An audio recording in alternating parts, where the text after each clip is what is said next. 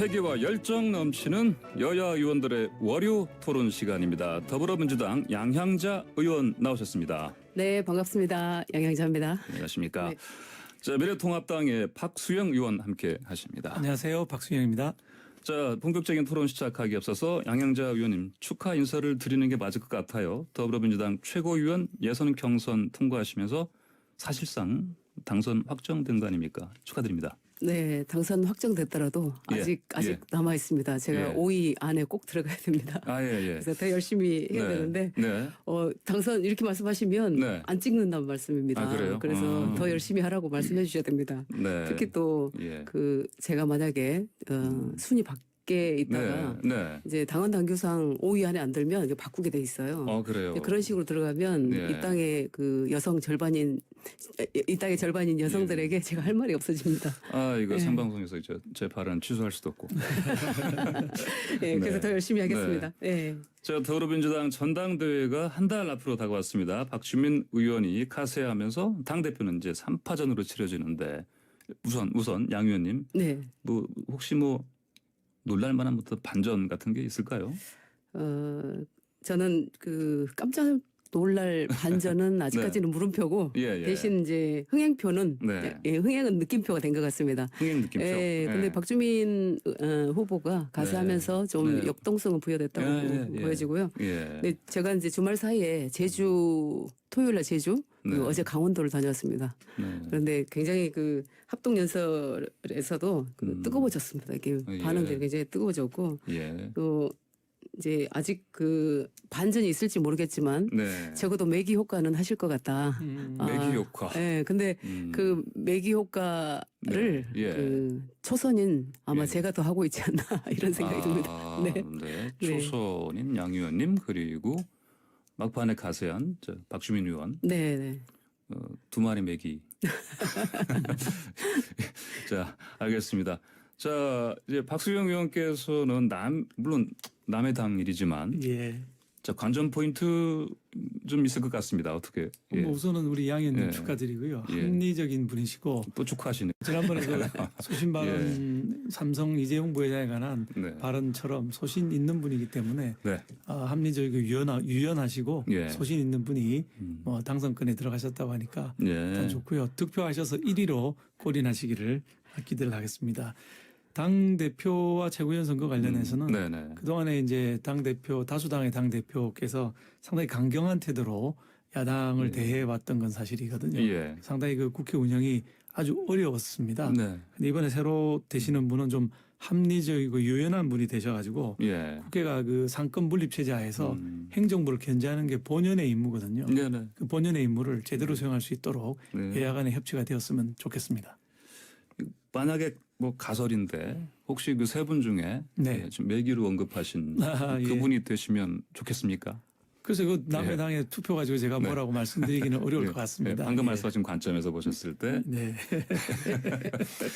자, 오늘 아까 뉴스 브리핑에서 이미 말씀드렸는데 오전 10시 박지원 국정원장 후보자 청문회가 시작됩니다. 통합당에서 청문회 연기 요청까지 하는 상황인데 오늘 박지원 후보자 청문회 치러지는 거겠죠? 어떤 쟁점이 있을까요? 우선 55년 전에 편입 과정의 문제를 좀 제기하고 계신 것 같고 또 이제 결국은 도덕성과 적합성을 따지실 거라고 생각을 하고요.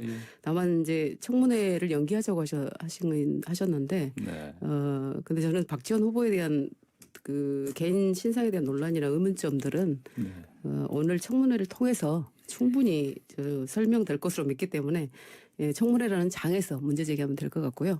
또 남북 문제에 있어서는 김대중, 노무현, 박근혜, 이명박, 문재인 대통령 5분의 대통령이 지나오는 동안에 박지원 후보자만큼 경험과 해박함 그리고 전문성을 쌓은 분은 없다는 것은 아마 야당에서도 잘 알고 계실 것 같습니다.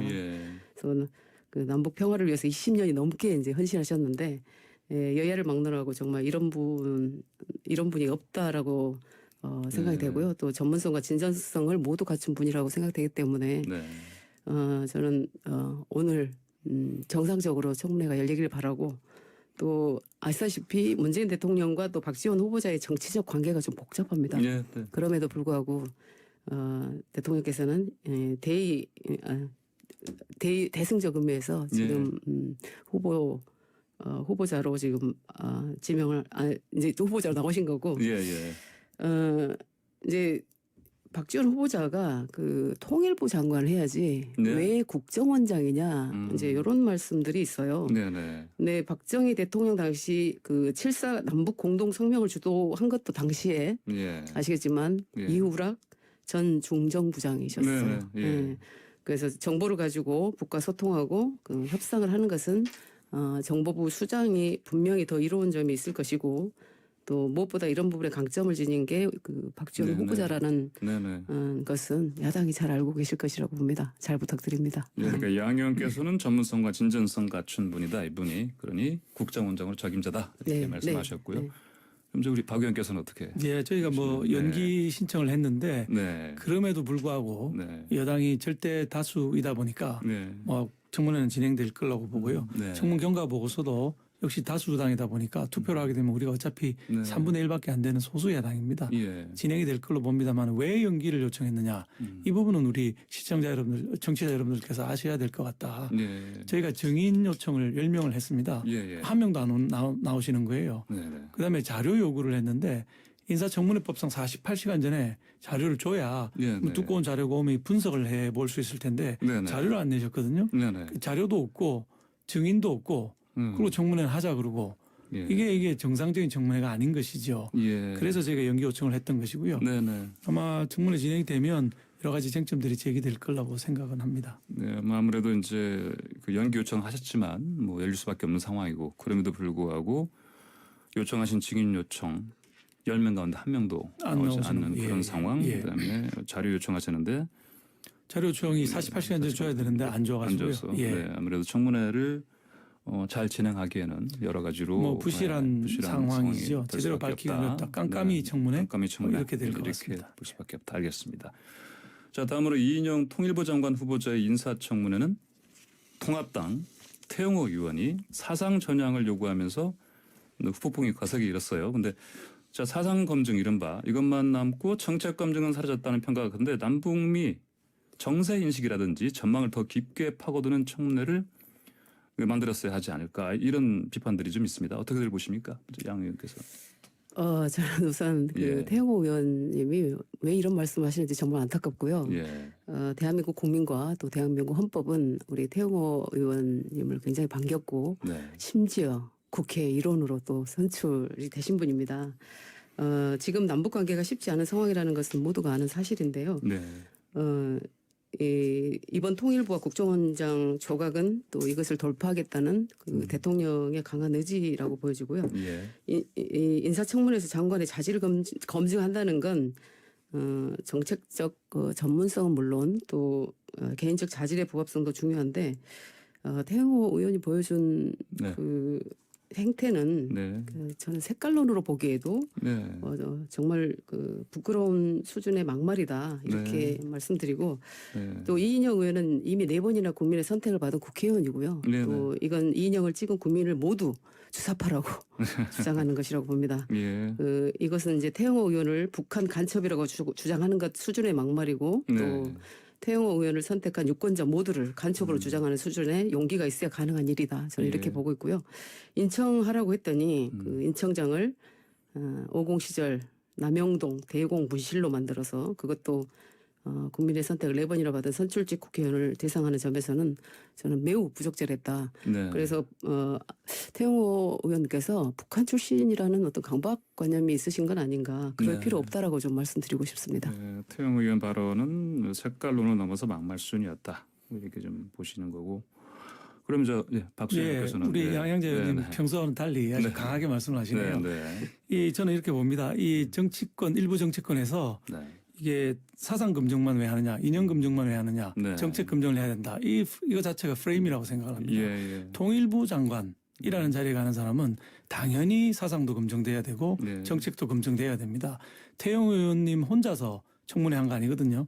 다른 의원들이 정책 검증하고 태영호 의원님 사상 검증 충분히 할 수 있는 거라고 생각합니다. 왜냐하면 이념이라는 것이 정책을 좌지우지하는 큰 변수거든요. 어떤 이념을 가졌냐에 따라서 정책이 오른쪽으로 갔다가 왼쪽으로 갔다가 확확 바뀔 수 있는 것입니다. 따라서 장관 그것도 통일부 장관에 대해서는 이념에 대한 검증이 꼭 필요했던 부분이고 다른 의원들이 정책 검증 하셨으면 되지 안 해놓고 왜 싸우느냐 이런 생각이 들고요. 특히 이인영 장관 같은 경우는 장관 후보자 같은 경우는 주최사장을 김일성 주최사장을 신봉한다고 알려진 전대협의 일기 의장을 했거든요. 그러면 그 의장하던 시절하고 지금하고 생각이 얼마나 바뀌었는지 어떤 생각을 갖고 있는지 우리가 봐야 될 거 아닙니까? 그리고 이게 무슨 색깔론 공방을 벌이는데 색깔론이라는 이유로 통일부 장관이나 국정원장 같은 중요한 직위에 가는 사람에 대해서 이념에 대한 검증을 하지 말자. 이렇게 하는 거는 우리 이념이나 사상을 무장해제하자는 얘기지. 그 검증할 부분은 분명히 해야 된다. 이게 뭐 국토부 장관도 아니거든요.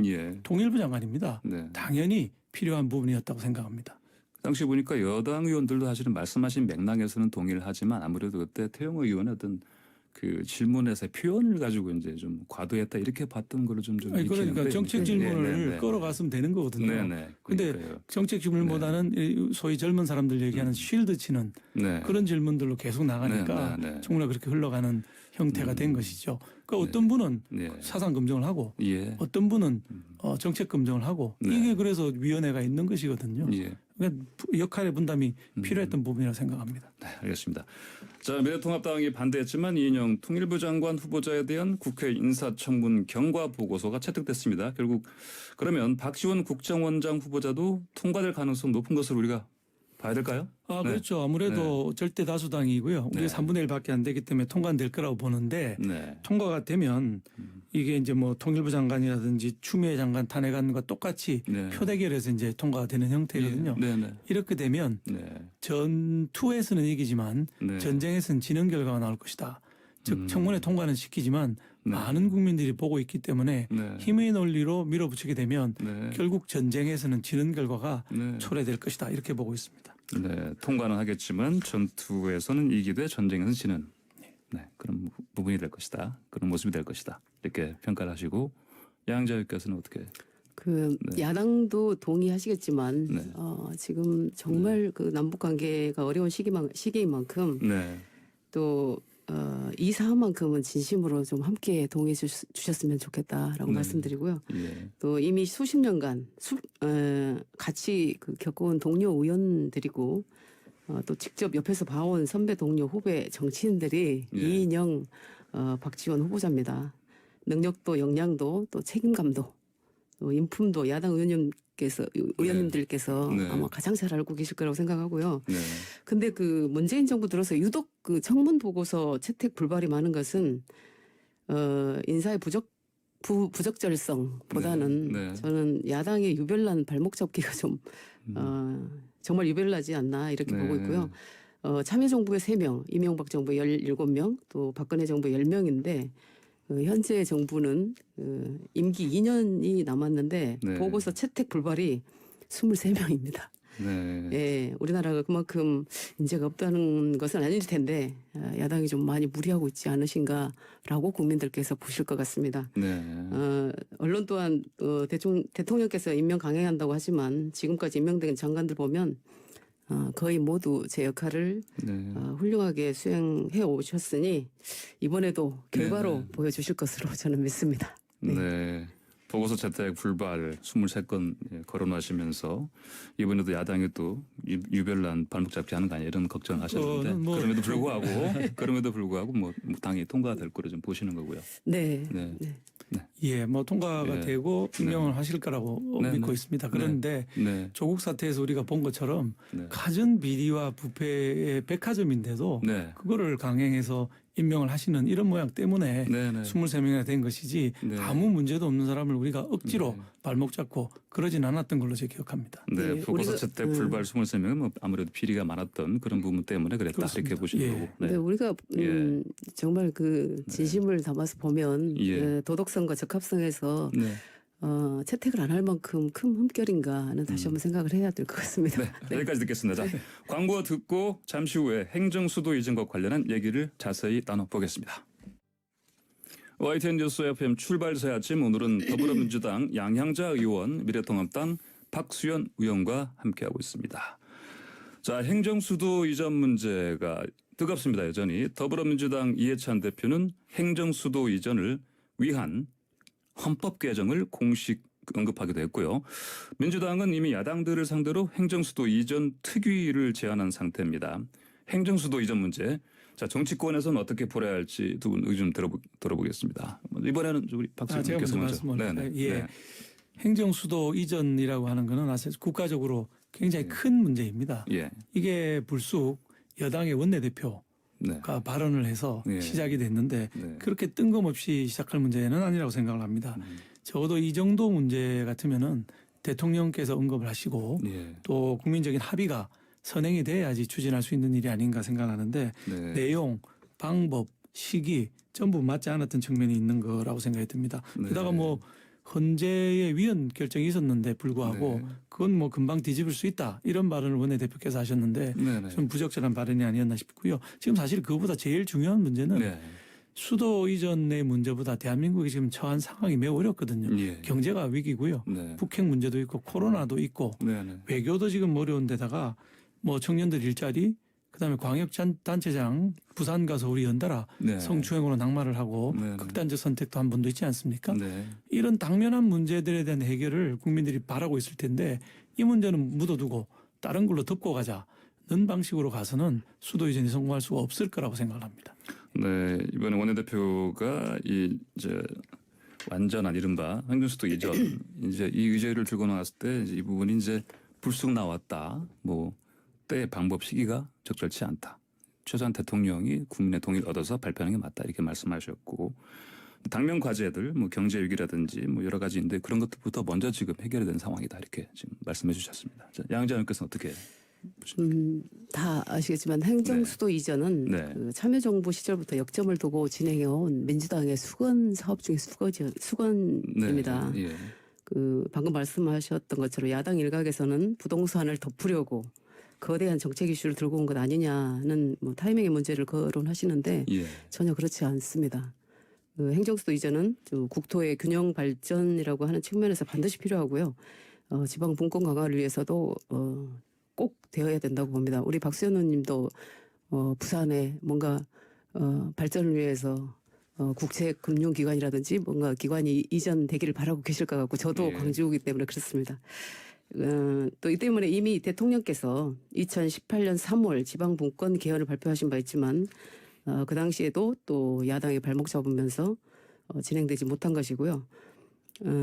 부동산 이슈를 덮으려고 한다. 이건 말도 안 되는 것이 현재 부동산에 대해서 많은 국민들께서 관심을 갖고 계시는데 덮으려고 해도 덮어지지 않습니다. 네, 저는 그래서 또한 뭐 개헌이 필요하냐 마냐는 저는 이제 부수적인 문제라고 보고요. 또 세종시는 인프라가 우선 제일 잘 갖춰진 도시기 때문에 청와대하고 또 국회 건물만 또 우선 뭐 이렇게 빠르게 진행할 수 있다라는 측면에서 저는 굉장히 논의가 시작되어야 된다라고 생각을 합니다. 조금 더 신중했으면 좋겠다고 싶은 것이 이게 이 얘기가 나가고 나서 바로 세종시에 지금 아파트 값이 급등을 하고 있는 상황이거든요. 정부에서 최고 많이 올랐죠. 보면 중국 제일 많이 4억 5억씩 막 올랐다고 하는데 이런 비정상적인 결과를 초래하는 문제도 있는 거거든요. 다른 이슈들이 너무 대한민국에 많습니다. 블랙홀처럼 개헌까지 끌고도 개헌이 완전 블랙홀이거든요. 이래가지고 이 다른 이슈들, 경제 이슈, 제일 큰 문제들, 코로나 이슈 이런 것들이 전부 사라져버리는 안타까운 상황이 전개될까 봐 걱정되는 것이죠. 자, 그런데 이제 제가 아까 잠깐 쉬는 시간에 여쭤봤습니다만 그 여론조사를 해보니까 뭐 찬성이 좀 훨씬 많습니다. 이 부분은 어떻게 받아들이면 좋겠습니까? 많은 건 아니고 54%로 나왔다고 제가 봤습니다. 그래서 아주 많은 건 아니고 반을 좀 넘은 상태인데 첫 번째 여론조사도 있지만 시간이 흐르면서 국민들이 또 어떤 반응을 보이는지 한번 봐야 될 것 같고요. 문제점들이 있다는 거를 인지를 한 상태에서 여론조사와 그렇지 않은 건 다를 수 있다고 생각합니다. 제가 훨씬 많다고 표현한 거는 이제 그 과반을 넘은 그 부분 말씀드린 게 아니고 반대한 부분과 비교했을 때 이렇게 좀 차이가 크더라고요 보니까 그렇게 말씀을 드린 거고 어쨌든 찬성이 좀 더 많이 나왔는데 이 부분을 이제 양 의원께서 어떻게 보십니까? 어떤 정책이든 양면을 띠고 있지 않습니까? 그리고 어려운 문제입니다. 그럼에도 불구하고 뭐 서울에 계신 분들은 더 좀 반대를 할 것이고 그렇지만 그 전국적으로 국토의 균형 발전 이런 차원에서 행정수도 이전을 통한 또 인구 분산, 네네. 그 수도권 과밀화를 좀 해결해야 될 것 같고요. 또 예. 또한 지방 소멸도 막아야 됩니다. 그래서 시기가 언제냐지. 예, 저는 지금이야말로 이 문제를 논의해야 될 시점이라고 보여집니다. 네. 네. 그러니까 부동산 대책 관련해서 이제 국민 여론이 아주 악화된 상황에서 사실은 이 얘기가 나왔기 때문에 이제 시기 또 방법이 적절치 않다 이런 비판도 그렇습니다. 예, 지방 소멸이야 뭐 저도 물론 그렇게 되면 안 된다고 생각을 하지만은 수도를 이전한다고 지방 소멸을 막을 수 있다. 아주 순진한 발상이라고 생각합니다. 기업들이 지방에 들어가서 일자리를 좋은 일자리를 만들 수 있도록 기업이 춤을 출 수 있도록 만들어주는 게 더 중요하거든요. 네. 다만 양 의원께서는 이건 사실은 예전부터 지금 대통령도 추진해 오시는 그런 부분이고 그리고 국가 균형 발전에서 그리고 지방 분권을 해서 꼭 필요한 것이다 이렇게 지금 말씀하셨습니다. 그러면 그런데 이제 이해찬 이제 민주당 대표 얘기를 좀 안 할 수가 없는데요. 예. 수도를 옮겨야 하는 그 필요성을 강조하면서 서울을 가리켜서 아파트값 매기만 하게 되는 이제 천박한 도시라고 이제 얘기를 하셔서 논란 일이었습니다. 이해찬 대표 발언에 대해서 어떻게 보십니까? 먼저 말씀을 드릴까요? 그 전에 사실은 또 몇 번의 말씀 실수가 있었습니다. 실수인지 진정성인지 알 수 없으나 부산에 가셔가지고 제 지역구에 부산은 초라한 도시다. 부산은 초라한 도시다. 그리고 서울은 또 천박한 도시다. 그다음에 기자한테는 뭐 XX 자식이라는 단어까지 쓰셨습니다. 이런 그 말씀들이 정치 전체에 대한 혐오를 자극하는 게 아닌가, 조장하는 게 아닌가 이런 생각이 들 정도로 정치의 품격을 좀 찾는 적절한 단어와 적절한 수위를 유지해 주셨으면 좋겠습니다. 다행인 것은 이제 대표 임기가 다 끝나가시고 차기 대표단이 이제 선거 과정에 있는데 정말 좋은 합리적인 분이 나오셔서 정치의 품격을 높이고 여야 간 협치를 좀 진행할 수 있었으면 좋겠습니다. 이해찬 대표의 발언은 정치 혐오를 일으키는 그런 신중지 못한 발언이었다 이렇게 지금 말씀해 주셨습니다. 양 의원께서는 그 이해찬 대표님께서 그 강하게 좀 말씀하시긴 했지만 우리가 좀 자세히 이게 진위를 보면 좀 왜곡되었다라는 측면도 인정하시죠. 진위를 좀 봐야 된다. 발언은 강했지만 지금 박수현 의원님께서 말씀하신 것처럼 서울은 천박한 도시다 이렇게 말씀하시지 않았어요. 그렇게 보이는 것에 대한 염려고 걱정을 말씀하셨던 것이고.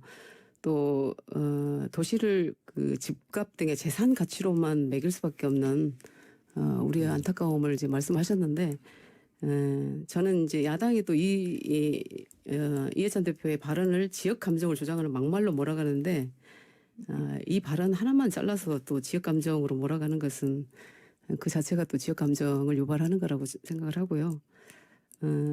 지역 감정 조장 발언이라고 말하면.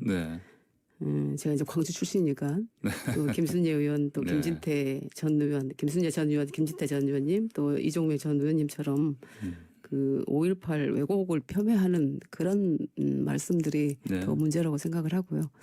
사실은 더 이제 그 단어의 적절성에 대해서는 제가 뭐라고 드릴 말씀은 없지만 그래도 그 진위를 자꾸 왜곡해서 이렇게 말씀하시는 것은 아니라고 봅니다. 양 의원께서는 그 이제 그 이해찬 대표의 발언의 요지는 서울이 천박하다 이런 게 아니고 도시가 집값으로만 평가되는 이런 행태가 뭐 천박하다 이렇게 좀 보시는 걸로. 자, 근데 지금 미래통합당 내부에서도 사실은 이 행정수도 이전하는 부분을 이렇게 찬성하는 듯한 그런 반응도 좀 있었던 게 사실입니다. 정당 내부의 의견이 다양하면 좋은 거죠. 다양한 의견이 모여 있다가 이제 하나의 의견으로 모아지면 되는 것이죠.